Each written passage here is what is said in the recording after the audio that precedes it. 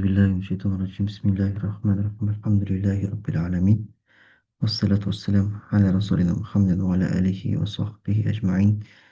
رب اشرح لي صدري ويسر لي أمري واحلل عقدة من لساني يفقهوا قولي. رب يسر ولا تعسر، ربي يتمم بالخير. أما بعد، السلام عليكم ورحمة الله وبركاته. бүгін біздер рамазанға дайындық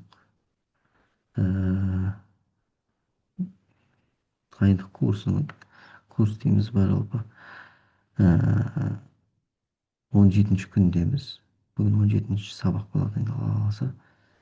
Біздер алдыңғы айтқандай, оразаның үкімдерін біздер өттік жалпы. Оразаның үкімдерін кеше бітірдік. Енді оразаның хикметтеріне қатысты мәселеге келген болатынбыз. Соның ішінде мен Хажил Қосидин деген кітаптан біздер оразаның хикметтері туралы айтамыз деген едік, иә. Естеріңізде болса, енді біздерге бұл кітаптың ішінде ораза бабы ғана керек жалпы. Ораза бабына қатысты. Сол себепті ораза бабын жеке осы кітаптың ішіне өтуді өңгердік. Ораза бабы қатты көп емес ішінде. Сол ораза бабы болса өтеміз иншалла. Дайын болсақ, бисмилля. Алхамдулилля.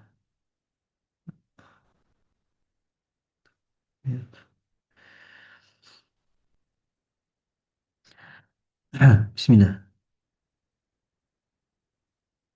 كتاب الصوم وأسراره ومهماته وما يتعلق به. Yani оразаның қатысты бап, оның сырлары туралы, оның маңыздылығы туралы және оған қатысты мәселелер жайлы. يعلم أن في الصوم خصيصة ليست لغيره. Yani оразаның өзіне қатысты ерекше бір қасиеттері бар. Яғни жеке ерекшеліктері бар. Оразаның басқаларда жоқ мысалға. قمنا بالمرسي وهي إضافته إلى الله عز وجل، حيث يقول سبحان الصوم لي وأنا أجزيه به. Yani оразаның басқа бір құлшылықтарға қарағанда айырмашылығы, біріншіден оразаны Алла тағала өзіне тиесілі еткен. Яғни Алла тағала Құран кәрімде неде, пайғамбарымыздың хадисінде не дейді, құдси хадисінде, ораза мен үшін дейді. Ас-сауму ли уа ана аджзи бихи, мен оның сауабын өзім беремін. Яғни оның қарымтасын өзім беремін дейді Алла тағала. Яғни ораза Алла үшін, Алла мен үшін деп айтып отыр. Яғни оразаны мысалға, енді әлбетте құлшылықтың бәрі Алла үшін, бірақ Алла тағалаға жеке былай Алла тағала оразаны айтуы, құлшылықтардың ішінде тек қана оразаны алып айту, бұл оны оразаны ерекше етеді, яғни шарапатты етеді. Yani бұл бізге шарапат жағынан жеткілікті. Yani Алла тағала өзіне бұл нәрсені мен үшін деп жатқан болса, бұның бір үлкен шарапаты бар деген сөз. Yani Алла тағала өзінің қасиетті үйін өзіне не істеген сияқты, менің үйім деген сияқты ғой, қысқасы. Яғни нені, үйімді тазала дейді. Үйімді тазала, утахир байти деп, қағбаны тазала деген аят Ибраһим алейхиссаламға бұйырған сияқты. Менің үйім деп жатыр, менің үйім. Яғни менім деген сөз уже бұл қасиеттілікті білдіреді. Яғни сіз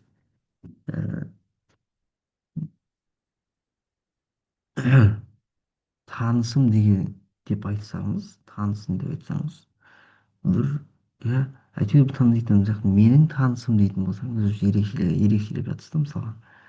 Иә,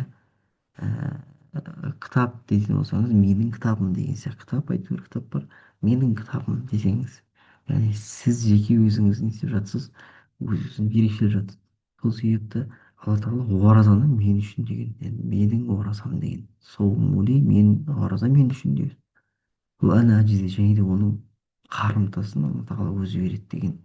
Яғни қарымтасын біздер Алла тағала береді дегеннен кейін Yani ойлайсыз ғой мысалға, иә, қандай нәрсе береді екен деген сияқты. Әлбетте алланың разылығы болатын белгілі, бұл жерде алланың разылығы болады, бірақ біздер біздер мысалға қандай нәрсе елестетеміз, мысалы елестеткен кезде, ә, яғни мысалы сізге біреу келіп, яғни бір ә, қарапайым бір бизнесмен келіп, жай әшейін бір үлкен бір бизнесі жоқ қарапайым саудагер мен сізге бір сыйым бар дейтін болса, иә, сыйым бар дейтін болса, примерно сіз елестетесіз, бір 10 000 теңгесі, 20 000 теңгесі бар шығар деген сияқты беретін сыйы. Одан да мықты бір сауданың несі болса, мысалы примерно елестетесіз, яғни үлкен бір 4-5 точкасы бар бір кісі болса, не істейсіз, примерно елестетесіз, жаңағыдай бұл кісі маған бір қазір 100 000 или сондай бір беріп қалатын шығар деп мысалға, дұрыс па. Сізді бір жердің президенті шақыратын болса, иә, бір үлкен бір фирманың президенті шақыратын болса, елестетесіз примерно, иә, сол бір 500-600 беріп қалды шығар деген сияқты. Енді әркімнің өзінің несіне қарай, енді бір жақтың президенті, қазақстанның президенті шақырып жатқан болса, саған сыйым бар дейтін болса, осы сіз қалай енді аласыз мысалға. Сол сияқты алла тағала өзіне менің сыйым бар дегеннен кейін, бұл сыйдың өзінің қасиеті, үлкен бір орны бар екендігін елестете берсеңіз болады жалпы.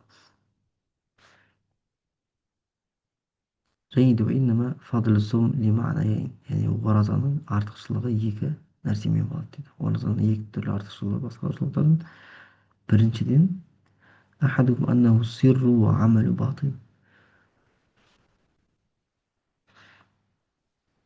Бұл біріншіден жасырын нәрсе, яғни ішкі амал болып есептеледі. Ішкі амал, ішкі дүниедегі амал болып есептеледі. Яғни уәлә ярау хулқ уәлә ядхулуху рия. Бұны адамдар көрмейді мысалға сізден.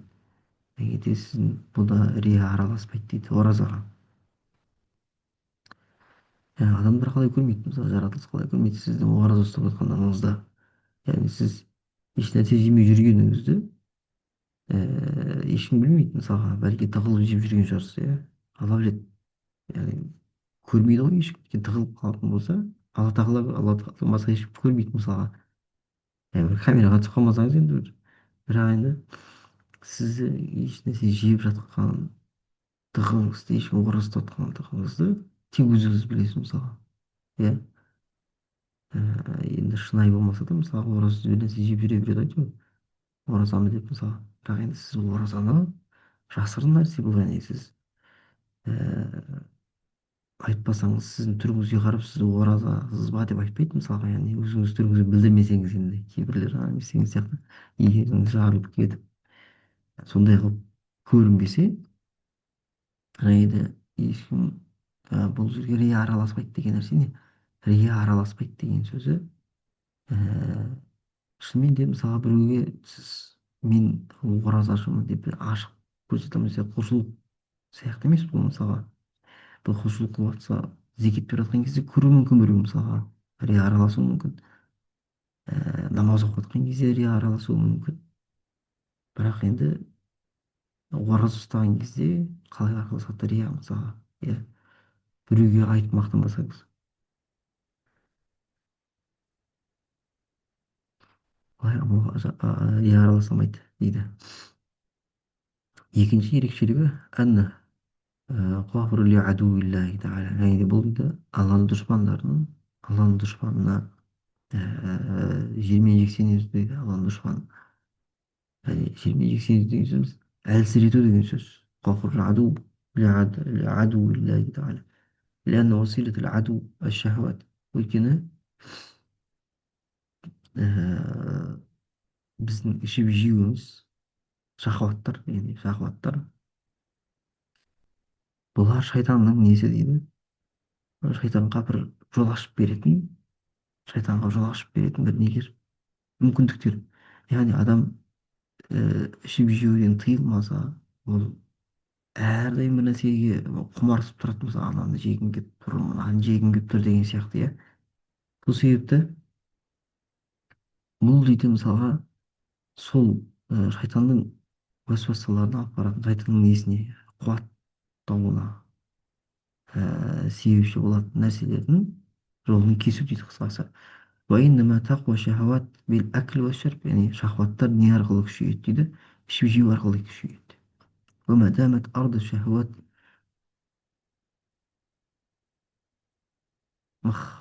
مخصبة فالشياطين يترددون إلى ذلك الفرع. яғни жер беті осындай шахваттарменен толып тұратын болса, шайтан дейді оның арасында айналып жүре береді. Солардың не істеп алып, солардың қарамағында жүре береді. وبترك شهوات تضيق عليهم للمسالك. яғни ораза ұстау арқылы олардың жолдарын не істейміз дейді, тарылтып шахваттарын кеземіз. Біз шахватты әркетіп олардың жолдарын не істейміз дейді, қысқартамыз. Олардың жолдарын тарылтамыз деген сөз. иә. وفي الصوم أخبار كثيرة تدل على فضله وهي مشهورة. және де оразаның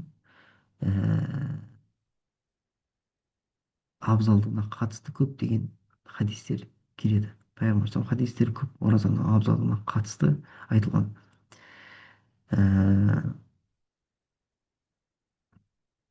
яғни ә, мысалға оразаның сауаптарына қатысты, райян жәннаты болады деген пайғамбарымыздың хадисі бар. Сол сияқты көптеген оразаның абзалдығына қатысты хадистер көп жалпы. Сонымен бізде екі ерекшелік бар. Біріншісі бұл ішкі жасырын болатын оразасы, яғни ішкі жан дүниеден болатын нәрсе. Ораза деген нәрсе, өйткені сіз біреуге рия қылып айта алмайсыз. Мысалға оразаңызды көрсете алмайсыз, көрінбейді ол ораза. Екіншіден, алланың дұшпаны болған шайтанға жол ашып бермейсіз. Яғни шайтан осы шахуаттың қуатты болып тұрған кезде ғана ол не істей алады, өздерінің мақсаттарын жүзеге асыра алады. Ал қашан адам шахватын басып, өзін шахватын басып тәрк еткен кезінде, яғни осы ораза арқылы жүзеге асады. Бұл ішіп жеуден тәрк еткен кезде ол нәпсі әлсірейді, шахват әлсіреп қалады. Ал бұл өз кезегінде сіздің күнә атаулыдан кішкене ұзақтатады сізді. Осы екі ерекшелігі бар. Және де Аллах тағала не деді? Ораза мен үшін деп айтты.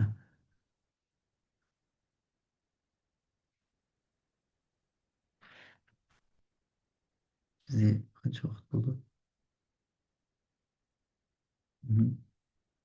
Оразаның сүннеттеріне келетін болсақ, фаслун фи сунан сом. يستحب السحور وتأخيره وتعجيل الفطر وأن يفطر على التمر.